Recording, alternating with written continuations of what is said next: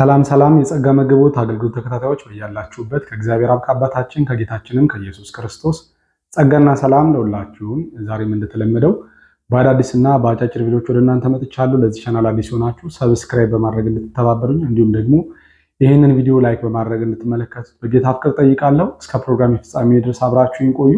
መልካም ቆይታ። ይታዘዛት ነበር ያገለግላት ኢየሱስ እናቱን በቀን በሌሊት ኢየሱስ እናቱን በቀን በሌሊት በንፋሳት ታስሮ በደመና ጭኖ ያመጣላት ነበር እንጨት ከዶር ለቅሞ ያመጣላት ነበር እንጨት ከዶር ለቅሞ። በቃ ይሄ ነው ዘመርክ በቃ አዜምክ ማለት ነው። አሁን ምንድነው የሚባለው? ይሄ ወይ ሙዚቃው ወይ አለባበስ አልሆነ ወይ ደግሞ ወይ ምንድነው ግን የሚሻላችሁ? እንደዚህ ቃርሚያ ስር ማትጠፉ ሰዎች ሰው እንኳን ኮፒ ለማድረግ እንኳን እንደገና ሪሚክስ አድርጎ ለመስራት እንኳን ደና ነገር እንኳን እንዴት ሰው አይመርጥም? እንዴት ነው ቃርሚያ ሰው የሚመርጠው? ይታዘዛት ነበር ያገለግላት። እሺ ከዛስ በንፋስ አስሮ በደመና ጭኖ ከዛስ እሺ ሌላስ የለም? በድሮንስ የለም? ከየት አመጣው? የለም መጽሐፍ ቅዱስ ላይ ዘማሪዋ ንስሐ የገባችበትን ትቃርማለህ አንተ? ምን አለበት ጸልይ። ያንተ አባት እንደሆነ ሰጪ ነው። ያንተ አባት የዜማ ምንጭ ነው። ያንተ አባት የቅኔ ምንጭ ነው። ያንተ አባት የግጥም ምንጭ ነው። በቀን በሌት ለዘማሪያን ዝማሬን የሚያፈስላቸው አምላክ ነው ያንተ አባት። ትቃርማለህ አንተ አሁንም። ኧረ እባካችሁ ኧረ ተው፣ ኧረ እባካችሁ ተው። ወንድሜ በእውነት ኢየሱስ ይወድሃል። ኢየሱስ ይወድሃል። ኢየሱስ ለአንተ ሞቶልሃል። ይሄን ኢየሱስ ክርስቶስን እንደ ግል አዳኛ አድርገህ ብትቀበል የዘላለም ሕይወትን ታገኛለህ። ምናልባት ዘማሪ መሆን ፈልገህም ከሆነ ደግሞ እሱ የጸጋ ሁሉ ባለቤት ነው። ጸጋን ሳይሰስት ለማንም እንዲሁ በነፃ ይሰጣል። ስለዚህ ወደዚህ ጌታ እንድትመጣ ጥሪ ያቀርብልሃል። እንግዲህ ይህን ቪዲዮ እንደሰማችሁት ነው። ይህም መዝሙር ስሰማ እጅግ በጣም ነው የገረመኝና ዘማሪው ምን ያህል ከመጽሐፍ ቅዱስ ሐሳብ የራቀ እንደሆነ የተመለከትኩት ምንድነው? አንደኛ እንጨት በደመና ጭኖ በነፋስ አስሮ ለድንግል ማርያም ያመጣላት እንደነበረ የተጻፈው በታምረ ኢየሱስ ኦርቶዶክስ ቤተክርስቲያን ውስጥ ካሉ ገድላቶች ውስጥ ነው ያ ሐሳብ ያለው እንጂ መጽሐፍ ቅዱስ ላይ የለም። ከእውነትም ደግሞ ፈጽሞ የራቀ ነውና ይሄም ወንድም ምናልባት ይሄንንም አላስተዋለም። ምናልባት ከቨር መዝሙር ነው እየሰራ ያለው። እንዳለውም ወንድማችን ብዙ ስለ ጌታ የሚናገሩ ስለ መዳን የሚናገሩ ድንቅ የሆኑ መዝሙሮች አሉ። ከቨር መዝሙር መስራትም ካስፈለገ ማለት ነው ቢቻለን የራሳችንን ብንዘምር፣ ካልሆነ ግን መስራት ከተፈለገም ቢዘምር ያው ክብር ለጌታ ነው የሚበዛው።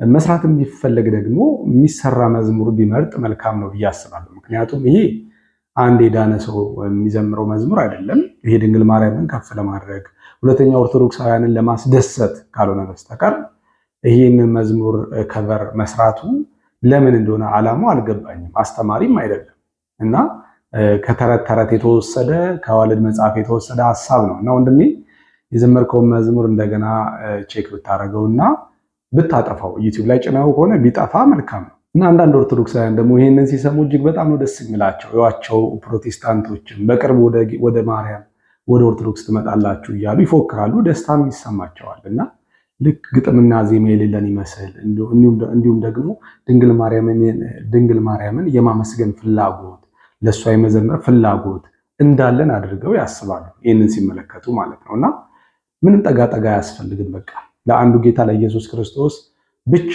ዝማሬና አምልኮ ስለሚገባው ይሄ አይነት መዝሙር አስተማሪ አይደለም፣ አያንጽም።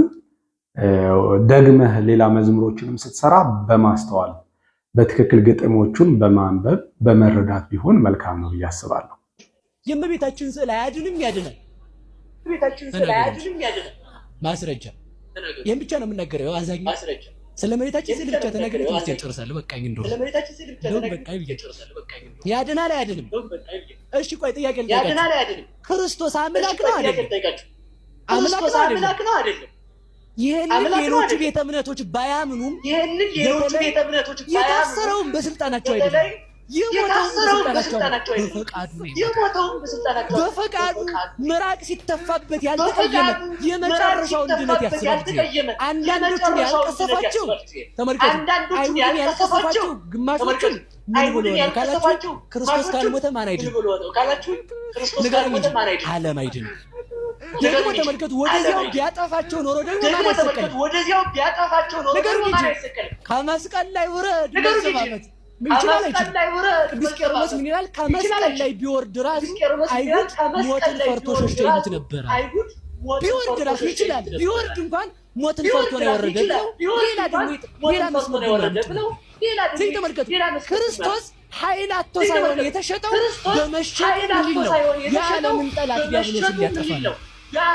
የቅዱሳን ስዕላት ሲዘበትባቸው ዝም የሚሉት ኃይል አጥተው አይደለም። ኃይል አጥተው በሞቴ ንገሩኝ። ስዕል ተራራ ያፈልሳል አያፈልስም? ተራራ ያፈልሳል። የእመቤታችን ስዕል አድኖ ተገልጣ ለአብርሃም ሶርያዊ ነግረው ተራራውን 3 ጊዜ ብድግ ቁጭ አድርጎ የማን ስዕል በሉ ንገሩኝ እንጂ ከተራራና ከአንድ ተራራ ማን ነው ከባድ? ከተራራና ከአንድ ተራራ ማን ነው ከባድ? ተራራ ነው ከባድ።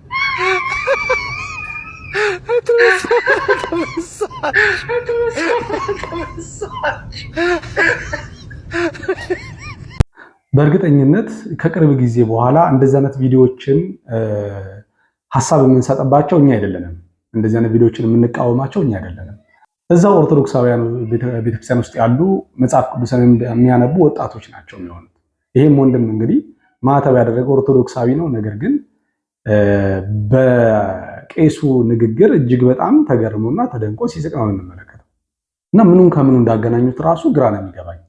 ጌታ ኢየሱስ ክርስቶስ ዓለምን ለማዳን ታገሰ።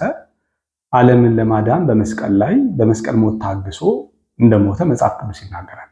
እሱ ዝም ያለበት የሞተበት ምክንያቱ የሰው ልጆችን ለማዳን ነውና ይሄንን ከምን ጋር ነው ያገናኙት? ከስዕል ጋር ነው ያገናኙት። የእመቤታችን ስዕል ለአብርሃም ተገልጣ ለኬት እንዳመጣው አላውቅምና ግራ የሚገባ ነው። የዚህኛው ደግሞ የተለየ ነው እና ያው እንግዲህ የተለመዱ ናቸው እንደዚህ አዳዲስ የሆኑ እንግዳ የሆኑ ተረቶችን መስማት የተለመደ ነው። ትንሽ ግራ የሚያጋባ ነው። ኦርቶዶክስ ቤተክርስቲያን ውስጥ መሪ እንደሌለ ለምንድን ነው እንደዚህ አይነት የቤተክርስቲያን አቋም ያልሆነውን ነገር በመድረክ ላይ የምትናገሩት ብሎ እንኳን የሚጠይቃቸው የለም። ምክንያቱም ቋሚ የሆነ ትምህርት ስለሌለ ማለት ነው። ማንም ከመሬት ተነስቶ የሆነ ትምህርት ሊያስተምር ይችላል። በቃ ከመጽሐፍ ቅዱስ ውጭ የሆነ ተረት ሊተርት ይችላል። ማንም የሚቃወመውም የሚጠይቀውም የለም። ምክንያቱም በኦርቶዶክስ ቤተክርስቲያን ውስጥ ያሉ ብዙ ሌሎችም ያልተወሩ እጅግ በጣም ብዙ ተረቶች ስላሉ ማለት ነው። እና እነኛን ይዘው ሲመጡ እነዚህ ሰዎች አዲስ መገለጥ ይዘው እንደመጡ አድርጎ ስለሚታሰብ በኦርቶዶክሳውያኖችም ዘንድ በሚዲያውም ላይ ቶሎ የመታወቅ ነገር፣ ቶሎ ህዝቡ ጋር የመድረስ ነገር አላቸው። እኛም ደግሞ ስለምንገረምባቸው አንዳንድ ጊዜ ስለሚያስቁንም እንሰማቸዋለን እና ይህንን ደግሞ የሚሰሙ አንዳንድ ኦርቶዶክስ አይነትና ወንድሞቼ በማስተዋል ከእንደዚህ አይነት ተረት ነፃ ወጥተው ወደ ወንጌል ወደ ክርስቶስ መስቀል ፊታቸውን እንዲያዞሩ ጸሎቴም ምኞቴም ነው። የኦርቶዶክስ መሰረታዊ ትምህርት የሚያውቅ ኦርቶዶክስ ለ1 ሚሊዮን ጴንጤ መብቃት ይችላል። በቀላሉ ለ1 ሚሊዮን ጴንጤ መድረስ ይችላል። አንዱ ሰው ማለት ነው። ሰው ፊት ቆሞ መናገር የማይገባቸውን ሰዎች ለማወቅ የመናገር እድል እስከሚያገኙ ድረስ መጠበቅ ይገባል። ይሄ ቪዲዮ የሚያሳየን ይሄንን ነው። ወንድማችን ልደት ምን እያለ ነው? የኦርቶዶክስን መሰረታዊ ትምህርት ጠንቅቆ የሚያውቅ ሰው ለ1 ሚሊዮን ጴንጤ መልስ መስጠት ይችላል እያለ ነው። ስለዚህ በራሱ መስፈርት እስቲ ዛሬ ራሱን እንመዝነዋለን። በ3 ክስተቶች ወንድማችን ምን አይነት መልስ እንደሰጠ አይተን ራሱን እንመዝናለን። የመጀመሪያው ከፕሮቴስታንት ጋር ሲወያይ የሚሰጠውን መልስ እናያለን። ሁለተኛ የራሱ ወገኖች ጥያቄ ሲጠይቁት ለሚሰጠው መጽሐፍ ቅዱሳዊ መልስ ትኩረት ሰጥተን ምን አይነት መልስ እንደሚሰጥ እናያለን። ሶስተኛ ደግሞ ስለ ቤተ ክርስቲያኑ እምነት ሲጠየቅ ምን አይነት ምላሽ እንደሚሰጥ ደግሞ እንመለከታለን ማለት ነው። በእነዚህ 3 ክስተቶች ወንድማችን በራሱ መስፈርት ሲለካ ምን ይመስላል የሚለውን ነገር እንመለከታለን። እስቲ ከመጀመሪያው እንጀምር። እንግዲህ ከፕሮቴስታንት ጋር ሲወያይ ምን አይነት መልስ እንደሚሰጥ ለማየት ከኔ ጋር ያደረገውን አንድ ውይይት የተጠራራንበት መንገድ በማየት ብቻ መፍረድ እንችላለን ብዬ አስባለሁ። እስቲ እንመልከት። የመጀመሪያው እንግዲህ ክብር ለእግዚአብሔር ብቻ በሚለው ርዕስ ለመወያየት ወንድሜ ልደት ሲጠራኝ ምን ስም ሰጥቶት እንደጠራኝ እንመልከት እስቲ።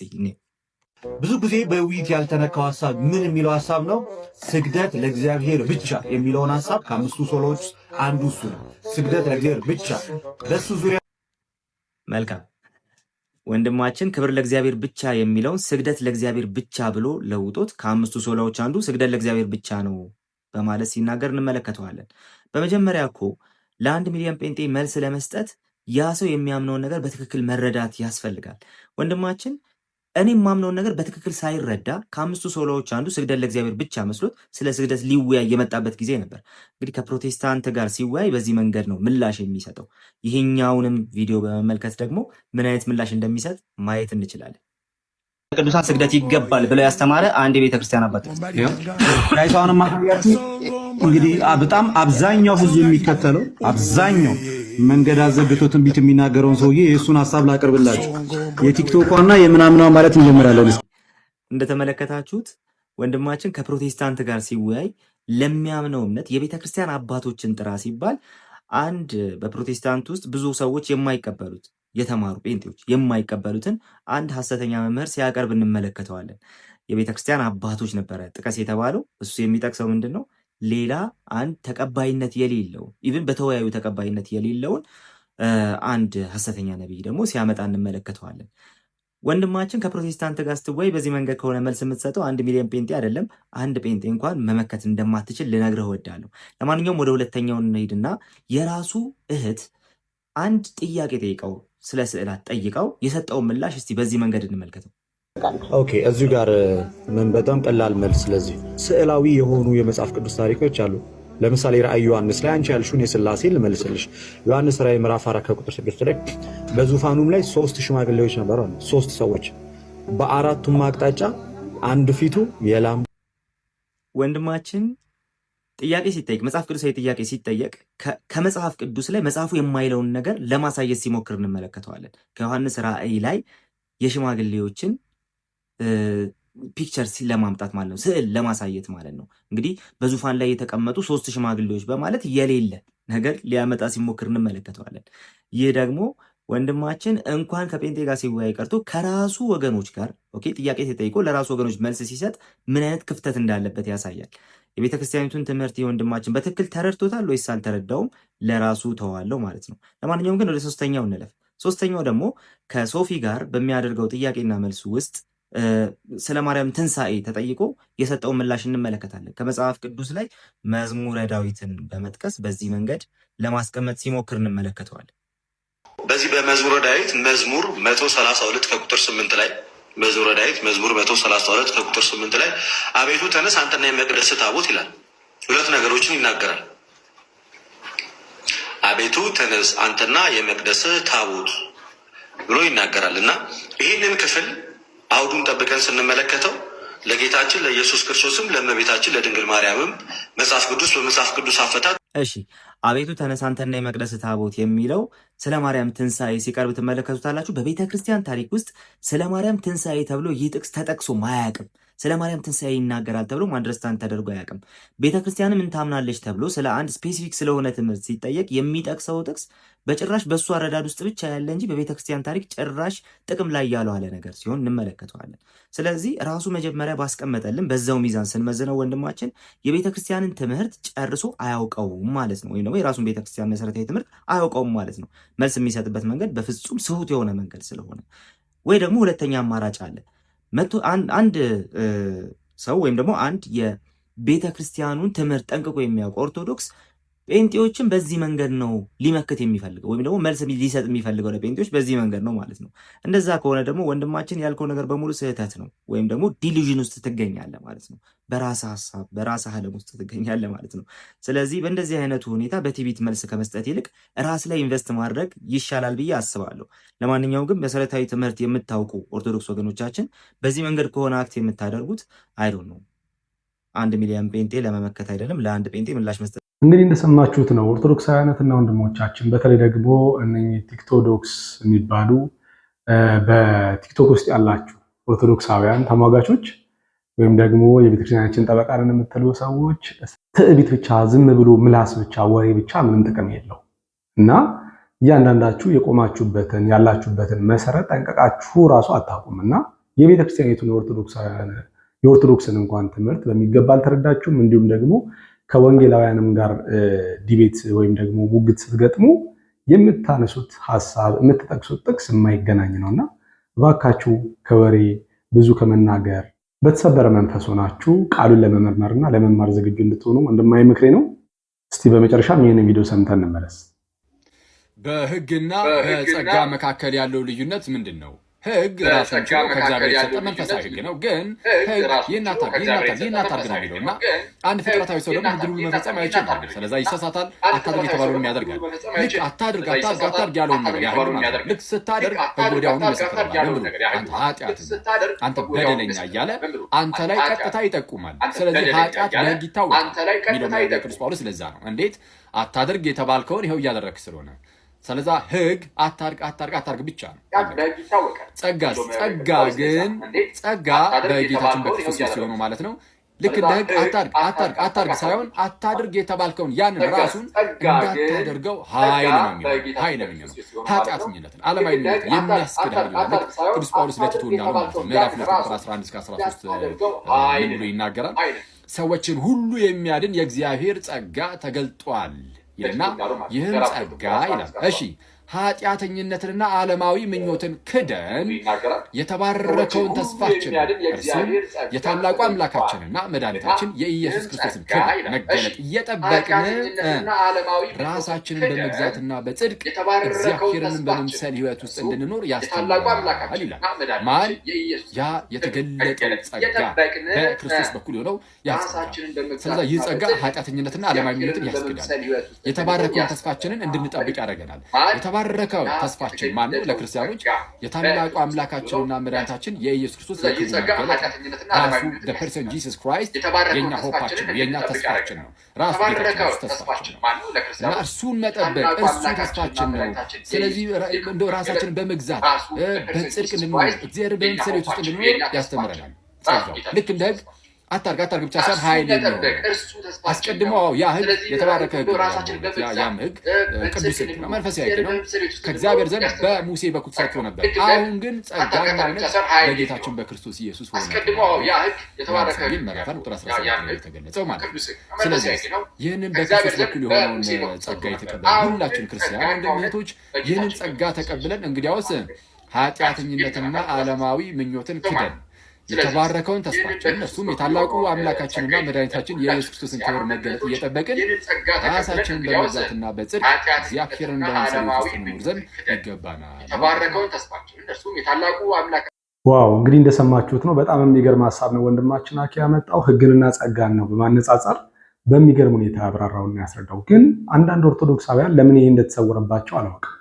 ሕግን በመፈጸም አሁንም ደግሞ በመልካም ስራ እኛ በምናደርገው ጥረታችንና የየዕለት ተዕለት ተግባራችን ያንን በማስቆጠር በእግዚአብሔር ፊት ጻድቅ ሆነን ለመገኘት ቅዱሳን ሆነን ለመገኘት ከምንጥር ይልቅ መጽሐፍ ቅዱስ እንደሚናገር ስጋ የለበሰ ሁሉ በሕግ ስራ አይጸድቅም ተብሎ ስለተጻፈ ሮሜ 3 ቁጥር 22-21 ላይ አሁን ደግሞ በተገለጠው በእግዚአብሔር ጸጋ አማካኝነት በተገለጠው በእግዚአብሔር ጽድቅ አማካኝነት ለሚያምኑ ሁሉ የሆነ በኢየሱስ ክርስቶስ በማመን የሚገኝ የእግዚአብሔር ጽድቅ ነው አይደል የሚያድነን። ስለዚህ በዛ ጸጋ በዚህ ጽድቅ በኩል መዳን ሲገባን አሁንም በስራችን በድካማችን በጥረታችን ለመዳን ስንሞክር ስንጥር እንመለከታለን።